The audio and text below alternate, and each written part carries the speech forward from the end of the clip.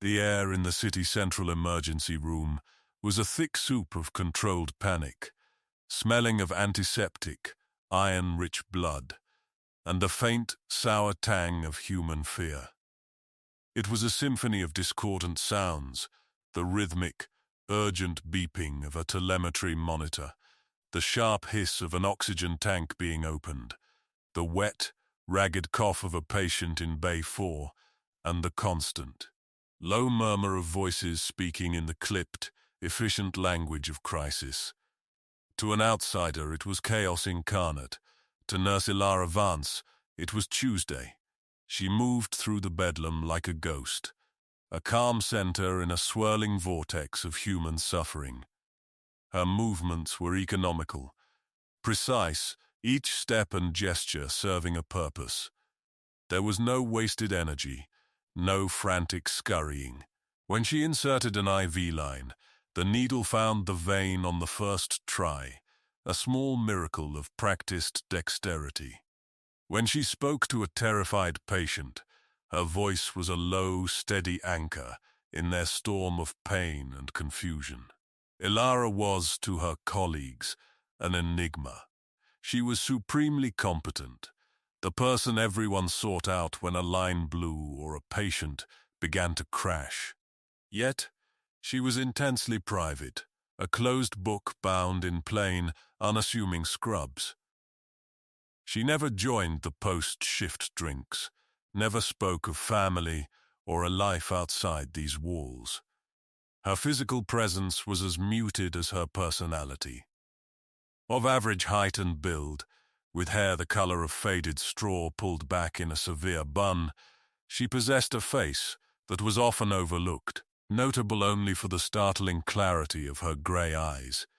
Those eyes saw everything, the subtle cyanosis tinting a patient's nail beds, the almost imperceptible tremor in a resident's hand, the way a family member twisted a tissue, telegraphing their unraveling grief.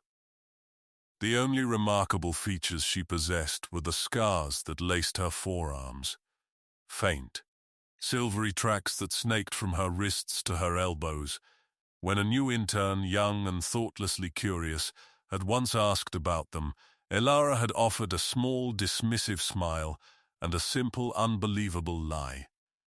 A stupid cooking accident. Hot oil.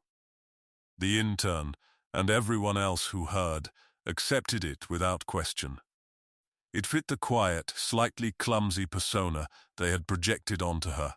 The lie was a shield, thin but effective. The truth was far more complex, forged in the dust and fire of places that did not appear on civilian maps. The scars were not from a frying pan, but from the hot, jagged teeth of shrapnel. The unnatural calm was not a personality trait, but a discipline hammered into her soul by experiences that would have shattered most people. Her quietness was not shyness, it was the profound silence of someone who had seen and done too much to ever feel comfortable with small talk again. She had traded one battlefield for another, swapping the arid plains of Kandahar for the linoleum tiles of a city ER. Here, the enemies were different. Sepsis, cardiac arrest, exsanguination. But the stakes were the same. Life and death, measured in heartbeats and milliliters of blood. Tonight, the chaos was dialed higher than usual. A multi-vehicle pile-up on the interstate had flooded the ER with a wave of broken bodies. The air crackled with urgency. Dr. Morrison, the senior attending, was barking orders, his voice strained. "I need a chest tube in Bay 2 now. Get me a fast scan on the blunt force trauma in 5. Where the hell is orthopedics?" Amid the frenzy, Ilara worked on a young man whose leg was bent at an angle that defied nature. His screams were high and piercing, his eyes wide with terror. I can't feel my feet," he wailed, thrashing against the restraints. Ilara placed a firm but gentle hand on his shoulder. "My name is Ilara," she said, her voice cutting through his panic. I need you to look at me. Breathe with me. In through your nose, out through your mouth. Slowly, she did not raise her voice. She did not need to. Her tone held an absolute, unshakable certainty that commanded attention. She matched her own breathing to his, a slow, deliberate cadence that seemed to physically pull him back from the edge of hysteria. Across the room, a rookie police officer, barely out of the academy, was trying to take a statement from a dazed woman and was becoming increasingly agitated himself. His hands were shaking. Elara noticed it from 20 feet away, a small detail in a tableau of major trauma. After stabilizing her patient and administering a dose of morphine that finally quieted his screams, she moved to the officer's side. "It's a lot to take in," she said quietly, her voice just for him. He jumped, startled. "I'm fine," he snapped, his voice cracking. Elara simply nodded and handed him a cup of water. Hyperadrenal states lead to dehydration. It affects cognitive function, she stated, not as a nurse scolding him, but as an expert sharing a technical fact. Focus on your peripheral vision. Wiggle your toes. It re-engages the parasympathetic nervous system. The advice was strange, specific, and utterly out of place, yet the officer found himself following it. The shaking in his hands began to subside. He looked at her, truly looked at her, for the first time. There was something in her eyes, a depth he couldn't fathom. It was the look of a veteran, someone who had stood on the line where order met absolute chaos and had not flinched. He just didn't know which line it was. The doors to the ER hissed open, not with the frantic burst of paramedics, but with the measured, arrogant stride of money and power. Mr. Corbin, the hospital administrator, swept in, his tailored suit a stark black intrusion in a world of blue scrubs and white coats. He was a man whose soul had been surgically replaced by a balance sheet, a creature of spreadsheets and donor luncheons who viewed the ER as a loud, messy, and unprofitable stain on his institution's pristine reputation. Trailing him was a man in an even more expensive suit, a potential benefactor named Mr. Sterling, whose family name was already plastered on 2 other wings of the hospital. Corbin was giving the grand tour, his voice a smooth, oleaginous purr, as he pointed out gleaming new equipment, conveniently ignoring the human misery it was being used to treat. His eyes scanned the room with distaste, his gaze snagging on the grimiest corners of the controlled chaos. He saw blood on the floor, heard the raw sounds of pain, and smelled the cloying odor of sickness. His perfectly manicured world was being offended. His gaze finally landed on Elara. She was in the process of cleaning a deep laceration on the arm of a homeless man, his clothes ragged, his body emitting the pungent scent of unwashed skin and cheap liquor. She treated him with the same focused, gentle care she would have afforded a dignitary, murmuring reassurances as she irrigated the wound. To Corbin, this was an unforgivable breach of optics. The donor was watching. "Nurse." Corbin's voice sliced through the air, sharp and imperious. Elara finished applying a sterile dressing before she looked up, her expression placid. "Yes, Mr. Corbin?" she asked, her tone even. He strode over, his expensive leather shoes clicking on the tile, a look of profound disgust on his face. "What do you think you are doing?" he demanded, his voice low and seething, for the benefit of Mr. Sterling. "We have a waiting room full of respectable people, and you are wasting your time and our resources on this." He gestured vaguely at the homeless man, as if he were a piece of garbage. Elara straightened up, her 5'7" frame suddenly seeming much taller. "This man has a contaminated wound that could lead to sepsis, sir. I am providing necessary medical care." Corbyn's face flushed a dangerous shade of crimson.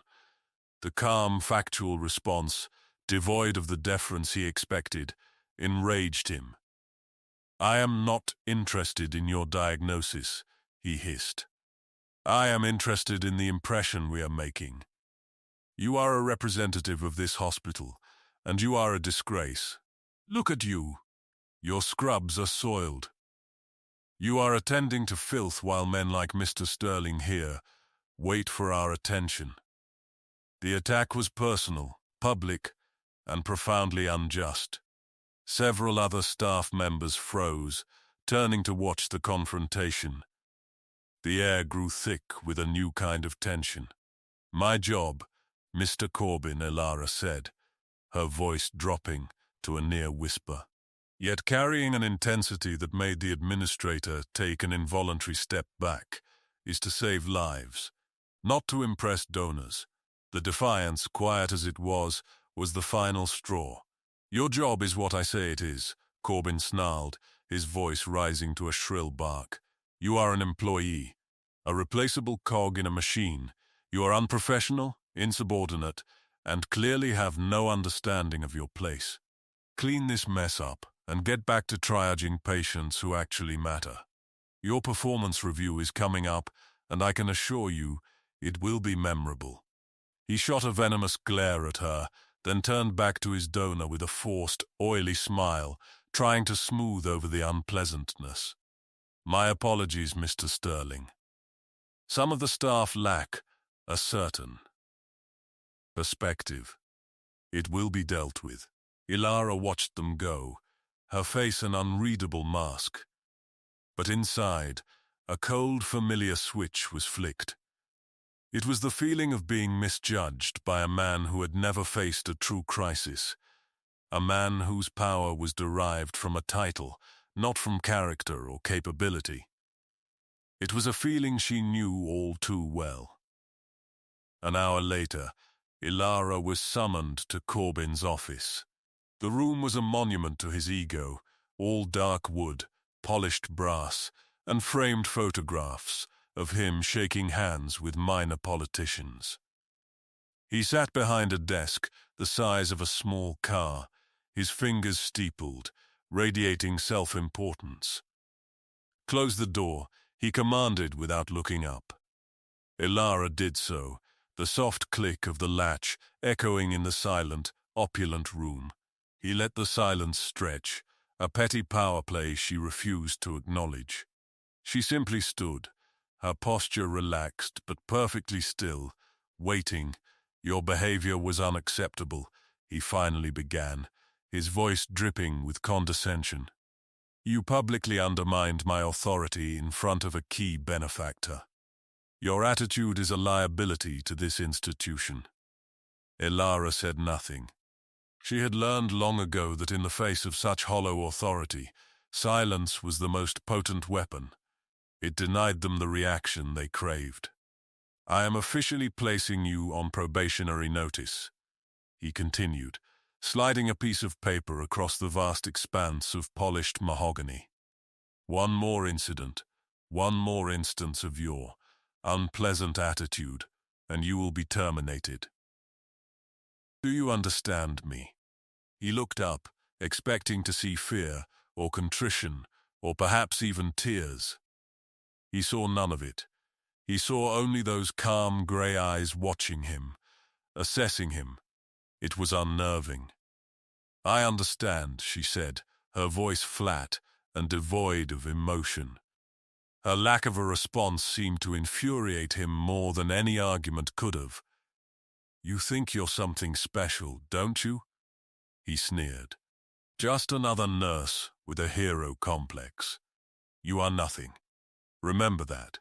He dismissed her with a wave of his hand, already turning his attention back to a stack of financial reports. As Elara walked out, she felt not anger, but a profound sense of pity for the small, frightened man hiding behind the big desk. The rest of the shift passed in a blur of routine emergencies. The pile-up victims were either stabilized and moved to the ICU or discharged. A semblance of normal ER rhythm returned. It was just after 3 a.m., during the lull when the city held its breath between the closing of the bars and the start of the morning commute, that the next crisis arrived. The ambulance bay doors burst open, and paramedics wheeled in a gurney, moving fast to the chest and abdomen. One of them shouted, "Bip is 80 over palp, heart rate 140. We've pushed 2 liters of saline, but he's still dropping." On the gurney was a man in his 40s, his face pale and slick with sweat. Ilara recognized him instantly. Detective Miller, a veteran cop from the 17th Precinct. Blood soaked through the field dressings on his chest and stomach, staining the white sheets a horrifying crimson. They swarmed him, a whirlwind of practiced efficiency. Ilara was at his side, cutting away his shirt while another nurse established a second large-bore IV. "He's got a tension pneumothorax on the right side," Dr. Morrison announced, seeing the deviated trachea. "Ilara, chest tube kit, now." She didn't need to be told. The kit was already in her hand, opened and ready.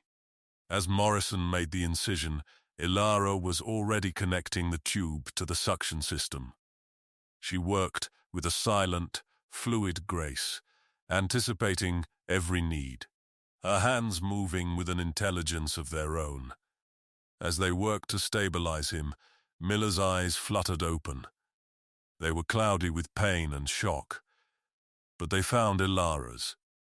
He tried to speak, his voice a hoarse whisper. They can't," he rasped. "Can't let them. Get me."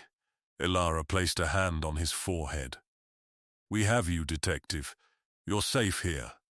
The words were a standard reassurance, but as she said them, a cold premonition washed over her. They had just managed to get his blood pressure back into the double digits and were preparing to move him to the operating room when it happened. The main sliding glass doors to the ER waiting area shattered inwards with a deafening crash. It wasn't the sound of an accident. It was the sound of a deliberate, violent breach. Screams erupted from the few exhausted people in the waiting room. 3 figures, clad in black tactical gear and carrying suppressed rifles, stepped through the broken frame. They moved with a fluid, predatory certainty that was utterly alien to the hospital environment. They were not common thugs. They were professionals. The leader, a tall man with cold, dead eyes, raised a hand, and his 2 men fanned out, covering the exits. His movements were smooth, disciplined. "Nobody move." His voice was not a shout, but a calm, lethal command that cut through the rising panic. "We are here for one person. Cooperate, and the rest of you will be unharmed." His name was Silas, and his confidence was absolute. This was a simple retrieval job. In and out. Hospitals were soft targets, filled with civilians who would freeze in the face of decisive violence. He expected tears, pleading, and immediate compliance. He had planned for everything except the one thing he could not possibly have anticipated. Panic exploded. Nurses screamed and dropped to the floor. Doctors pulled their patients behind curtains. A security guard near the entrance reached for his sidearm and was met with a sickening thud as a rubber bullet from a suppressed shotgun sent him sprawling, unconscious. Mr. Corbin, who had been on his way out, yelped and scrambled behind the main reception desk, his bravado evaporating into a puddle of pure terror. Everyone reacted as expected. Everyone except for Ilara. She had been standing by the entrance to Trauma Bay 3, where they had just finished stabilizing Detective Miller. When the glass shattered, she did not scream. She did not flinch. She did not dive for cover. She simply turned, her body positioning itself squarely in the doorway, creating a physical barrier between the intruders and her patient. All the softness in her demeanor vanished, burned away in an instant. Her placid face became a mask of cold, hard focus. Her grey eyes, which usually held a weary calm, now glinted with a dangerous, analytical light. They swept over the intruders, cataloguing their weapons, their gear, their posture, their spacing. She assessed them not as a terrified nurse, but as a predator sizing up its prey. The mask she had worn for years, the gentle, unassuming caregiver, had just dropped to the floor and shattered. Silas saw her. A lone nurse, standing defiant. He almost laughed. It was pathetic. He began to walk towards her, his rifle held at a low ready. "I am not going to repeat myself," he said, his voice laced with annoyance. "Step aside." Now, Elara's response was a single word, spoken so softly it was almost lost in the terrified whimpers filling the room, yet it landed with the force of a physical blow. "No." Silas stopped. He tilted his head, a flicker of surprise crossing his features. This was not in the script.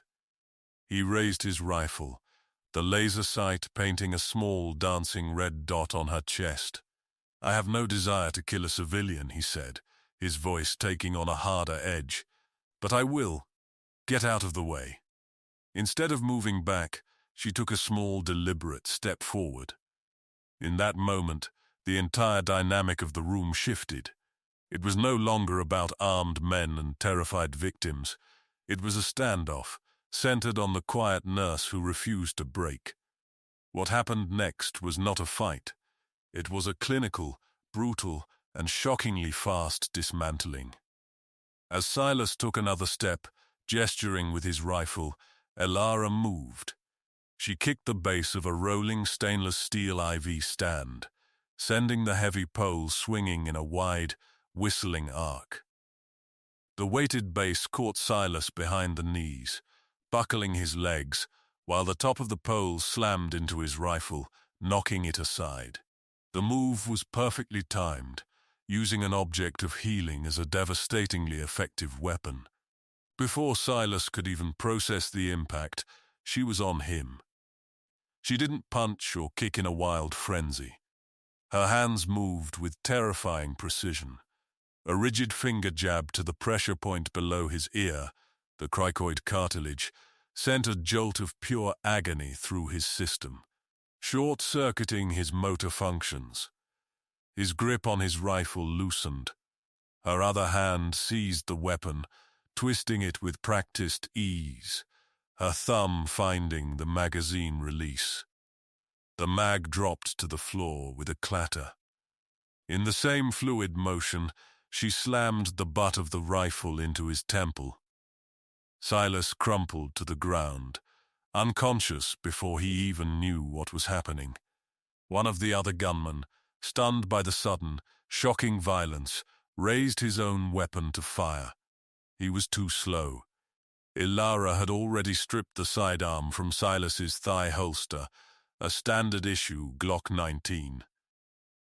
The sound of the first unsuppressed gunshot was like a thunderclap in the enclosed space, deafening and visceral. But it was not from the gunman's rifle. It was from Elara's pistol. She didn't just fire, she had moved simultaneously, dropping behind a heavy supply gurney, creating a shield of steel and medical equipment.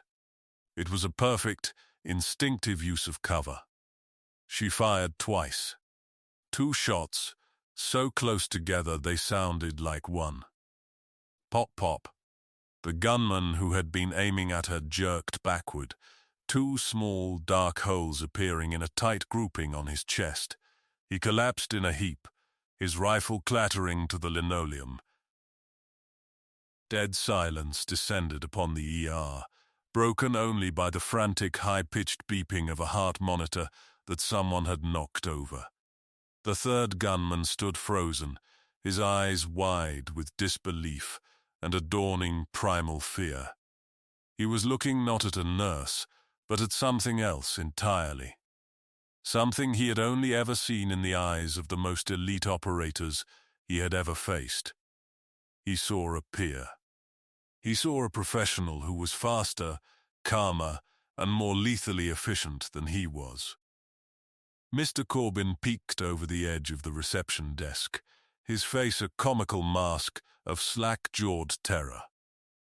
Ilara's colleagues, who had known her for years as the quiet, reliable nurse, stared at her as if she had just sprouted wings and breathed fire.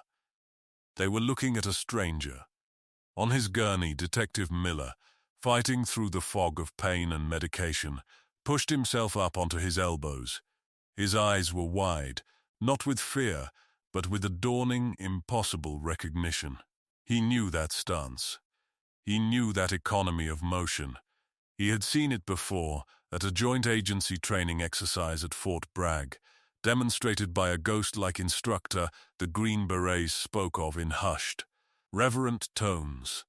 Just as the remaining gunman was deciding whether to fight or flee, the night outside erupted in a cacophony of new sounds.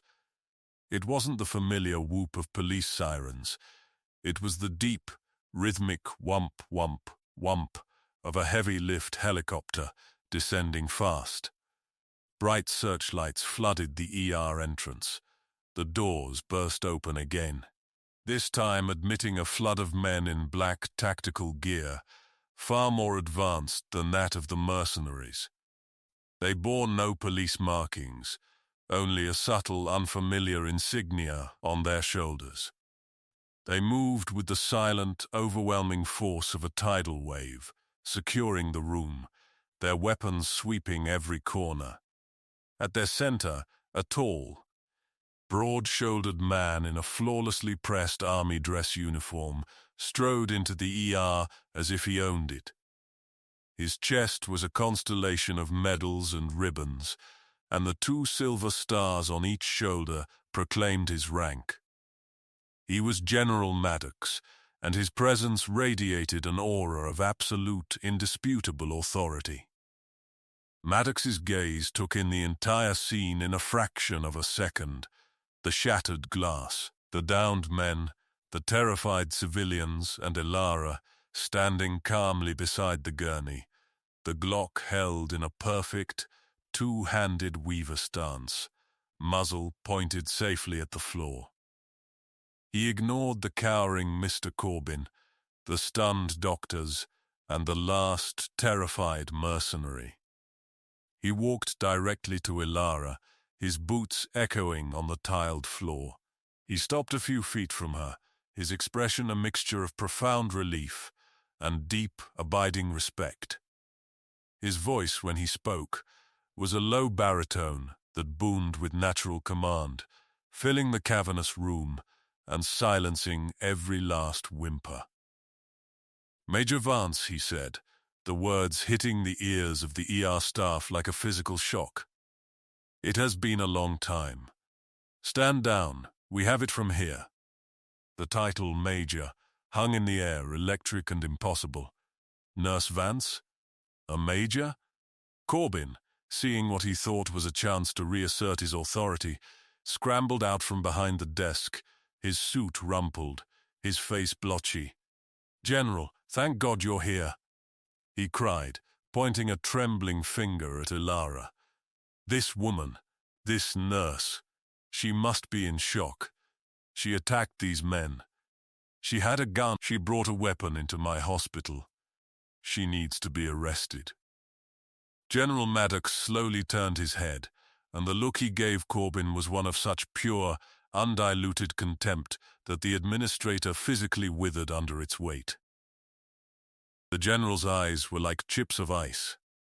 "You," Maddox began, his voice dropping to a dangerously quiet growl, "will be silent." He then turned his attention back to the room at large, his gaze sweeping over the astonished faces of the doctors and nurses. His voice rose again, clear and powerful, a pronouncement for all to hear. You people think you know this woman. You see a nurse. Let me tell you who you are looking at. He took a step closer to Elara, as if presenting her. You are looking at Major Elara Vance, call sign Wraith, a decorated officer of the Joint Special Operations Command. The nurse you see before you is one of the most highly skilled combat medics this country has ever produced. He paused, letting the weight of his words sink in. 6 years ago, during Operation Desert Scythe, Major Vance's Special Reconnaissance Team was ambushed deep in hostile territory. Their vehicle was disabled, and they were outnumbered 10 to 1. For 17 hours, under constant enemy fire, she coordinated the defense of their position after her team leader was incapacitated. She treated 4 critically wounded soldiers, performing surgical procedures with nothing more than a standard field kit and a knife, all while returning fire and directing air support. He looked directly at Corbin, his eyes blazing. You commented on her appearance, on her soiled scrubs. Then he looked at Elara's arms. You see those scars? He boomed, his voice resonating with fury. Those are not from a cooking accident, you pompous, ignorant fool. That is shrapnel she took from a rocket-propelled grenade that nearly tore her arm off. She got those scars while shielding a wounded teammate from the blast with her own body. She held that man's femoral artery closed with one hand and fought off 3 attackers with her sidearm in the other. She saved every single member of her team. He took a deep breath, his voice becoming cold and sharp as a scalpel. For her actions that day, Major Vance was awarded the Medal of Honor. She left active service seeking a quiet life, a chance to heal away from the world that took so much from her. She chose to continue saving lives here, in your hospital. And you, he said, turning his full, wrathful attention back to Corbin. You harassed her. You belittled her. You threatened the career of a national hero because she was caring for a homeless man instead of kissing the ring of your donors. He gestured to 2 of his soldiers. This facility is a federal contractor for emergency response protocols. Your flagrant security failures and your conduct towards a protected veteran have just triggered a full federal review. Mr. Corbin, consider your career and very possibly your freedom to be over. Escort this man out of my sight. The soldiers seized Corbin by the arms, all the color drained from his face as he was unceremoniously hauled away, sputtering protests that no one listened to. A profound silence filled the room, a silence of pure, unadulterated awe. The ER staff stared at Elara, this quiet woman they had worked beside for years, and saw her for the first time. They saw the steel beneath the soft-spoken demeanor, the warrior behind the nurse's scrubs. The young officer she had helped earlier was the first to move. He began to clap, a slow, steady, rhythmic applause. Then another nurse joined in, then a doctor, and then another, until the entire room, staff and patients alike, erupted in a thunderous, heartfelt ovation. It was a wave of sound, a tribute to the hidden giant who had walked among them, unrecognized. Elara looked tired, the adrenaline finally beginning to fade, leaving a deep, bone-weary exhaustion in its place. She looked at her colleagues, at the faces of the people she had worked with, and offered a small, sad smile. She ejected the remaining magazine from the Glock, cleared the chamber, and handed the weapon, safe and inert, to General Maddox. He took it, his expression softening. "It's time to come home, Major," he said gently. "We've missed you." She gave a single, slow nod. Her time here was over. The quiet life she had sought had been shattered, the peace she had tried to build for herself irrevocably broken. She belonged to another world, a world of shadows and hard choices, and it had come to reclaim her. Flanked by the general and his soldiers, she walked towards the shattered doors. She did not look back at the chaos of the ER, at the life she was leaving behind. She walked with the quiet dignity of a soldier who has done her duty, her head held high. As she stepped out into the pre-dawn light, she left behind a legacy of stunned silence and newfound respect.